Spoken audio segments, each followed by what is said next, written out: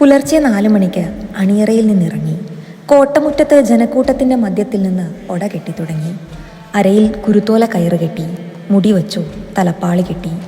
ഒട മുറുകാനായി സഹായികൾ തെയ്യത്തെ 2-3 വട്ടം എടുത്ത് മുകളിലേക്ക് ഉയർത്തി.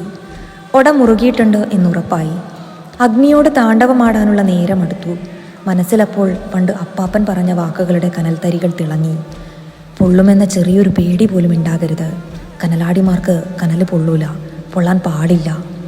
ഹിരണ്യകശിപുവിൻ്റെ മാറ് കീറുമ്പോൾ മാറി നിന്ന് പൊട്ടിച്ചിരിച്ച അഗ്നിയെ താടിക്കാൻ 118 വട്ടം അന്ന് മേലേരിയിൽ വീണു.